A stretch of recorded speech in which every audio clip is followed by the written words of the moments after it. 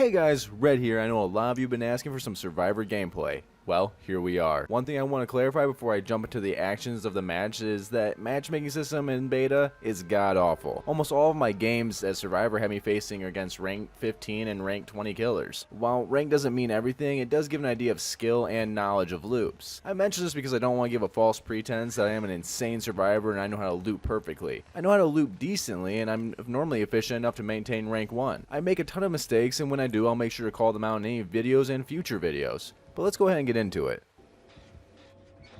I start out the match with some spice as the killer finds me as soon as I hop on a gen, which is great because gens are boring.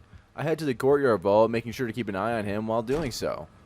When playing around a single tile of a vault, the best course of action is to try and throw the killer off with a line of sight juke or a slow vault, then get away because a single tile is bound to get you in an unnecessary smack to the face. Use areas like this to gain distance, but not to loop. One thing I've learned about facing Pyramid Head for the past few days is to pay more attention to his heartbeat rather than the terror radius. His terror radius is very quiet and can actually be very misleading on his distance from you. Since Pyramid Head ignores me to go for a down, I like to hop on the gen near him to get his attention, and if I'm ignored, to pressure the gen entirely. I make a quick mistake here as I should have moved in the way to eat a hit, that way the other Cheryl wouldn't go down. I tried to fix my mistake by attempting to block him, but it's too late, though only do this if you're able to actually loop the killer or if you can lose the killer.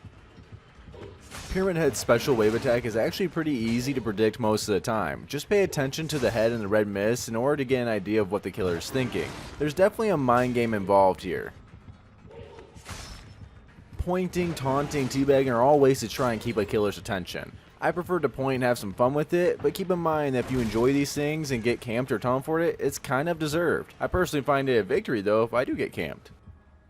After the wall is broke, this becomes a very strong loop if running clockwise from the killer and a weak to normal loop if running counterclockwise from the killer. Both sides should keep this in mind when playing. This is because the amount of line of sight blockage prevents the killer from actually gaining bloodlust.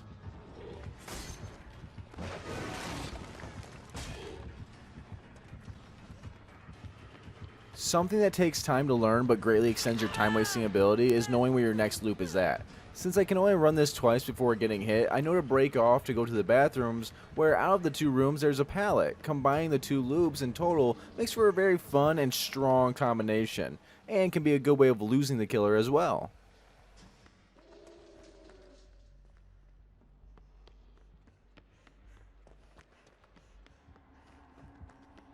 Since I'm healing and she's in a bad spot, I opt to take the hit, which will buy her more time to get away, and I'd prefer if the killer switched back to me so I could go to looping, but he decides the other Cheryl has to go.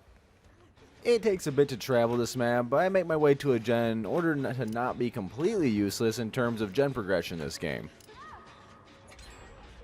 Due to decent looping and getting the pickup on Cheryl, we allowed for her to waste even more time, which manages to get the team 2 gens done before the first hook of the game.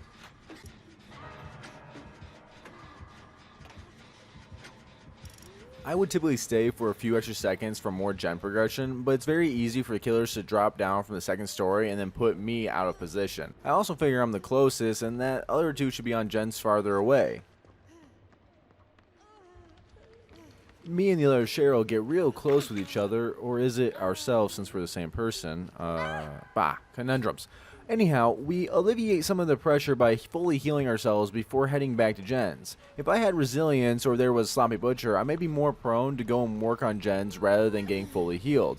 Time and gen efficiency is king overall.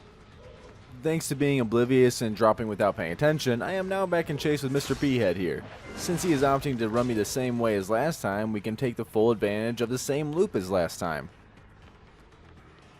Always make sure to keep an eye on the killer in order to make sure he's where he should be and that he's not trying to loop you or juke you in another way. This loop is actually incredibly strong as the tracks from the first run overlap with the second, making it hard to tell that I actually broke away from the loop. In his mind, I must have hidden in a locker because the tracks misled him so. By the way, the number one annoying thing for me when playing Survivor is seeing other survivors do stuff like this and getting in my way, which it's totally fine and it's a mistake overall, but during a chase and getting blocked by a survivor or getting hit or having them even get hit because of stuff like this definitely makes my eye twitch a bit. It would be a different scenario if I was injured and they were trying to take the pressure off me and they were maybe really good at looping. If those conditions aren't really met though, it's best just to stay out of the way.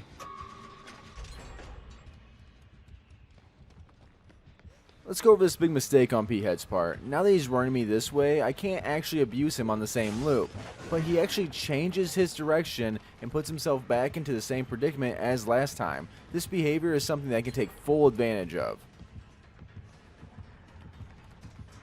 And the way David is in the way. Luckily, P-Head didn't follow, and now I will go for the save that David should have snagged in the first place.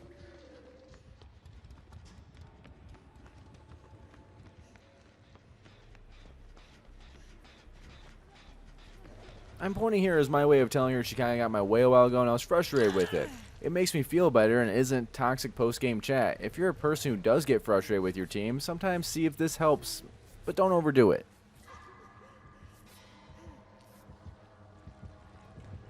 I want to stay close to the chase here in order to eat another hit, and hopefully pass the killer off to me. I'm also paying attention to not get in the way of her loop. Unfortunately, after the pallet drop, she makes a slight mistake by going the wrong way, more or less putting herself closer to the killer. But it was a nice attempt overall and good time wasted. Just next time, make sure to keep the killer honest and make sure he breaks the pallet before attempting to gain that distance in that direction.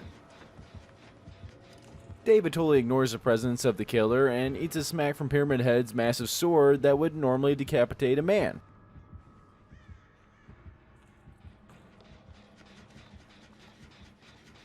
David goes down nearby and Pyramid Head looks at me like, what am I gonna do about it? So I grow up here and go and confront this monster. This asserts dominance and Pia changes his mind to picking up David for the hook pretty quickly.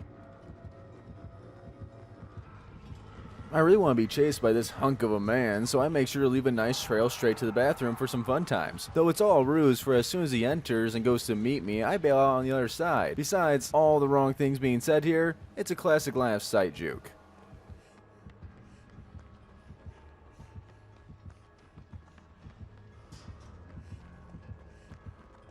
Loops like these are normally only good for one run around before dropping unless you have dead hard, then you can make it maybe 2 runs overall. When it comes to pallet loops for Pyramid Head, it's best to treat him a little like Doctor and drop a pallet early so he can't use his wave to catch you off guard when you're in animation for the pallet drop.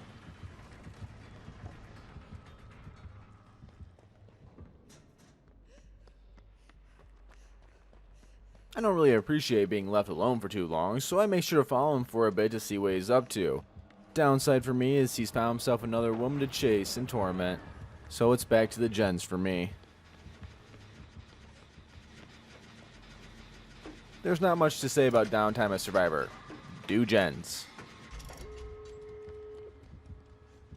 While I thought I had gotten the Pyramid Head's attention here, I was totally wrong as he had just ignored my condemning pointing and kept chasing his current target. The only thing I can point out here that feels a little rough when facing Pyramid Head is definitely the terror radius, as numerous times in this game had I actually just started to hear him and then almost run into him because I thought he was much farther than he was. I just really wanted to touch the butt here.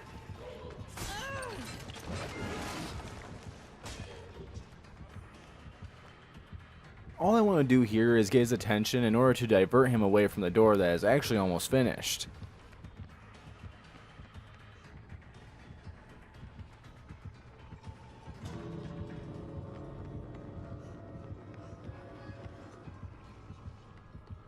David tries his hardest to get the door open and escape, but brings the unwanted giant straight to him.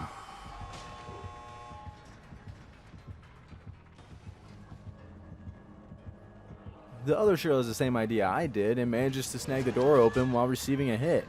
I salute the ballsy play and got a good chuckle out of it. Unfortunately, she stays to get his attention and catches a wave of doom while not being close enough to the actual exit. I can relate as this map exit definitely has a different feel to it and can be hard to tell where it actually ends. I do my best to take a hit and stop the hooking, but after the first, P-Head totally ignores me. Now is the moment to heal David up so at least 3 of us can escape, but unbeknownst to us, the hook was actually super close. And this is where I have to say it's better to leave alive than to try and make a play that's not going to work. Unfortunately for the rest of my team, all of them died. While one would think David could crawl out, he actually got glitched in the doorway and couldn't get past the gates. So I am the lone survivor today. Well, that's all for today's video. I hope it was fun to watch, and I hope it helps your future Survivor games. Again, this isn't a high-ranking game, so there are a lot of other things that we'll have to go over in another video. Future videos will be on live servers while I prep blood points for Pyramid Head to go live, so that way I can make a ton of builds and build videos for him. This should also make the next Survivor video be higher up as far as rank is concerned. I hope the video lived up to your expectation, as I haven't done very many Survivor videos, and if you enjoyed the video, let me know in the comment section below, and the same if you want to see some changes or new ideas. Make sure to hit that like and subscribe button for keep up with future content. I hope you break some killers' ankles in your future games, and until next time, I'm Red, and I'm signing off.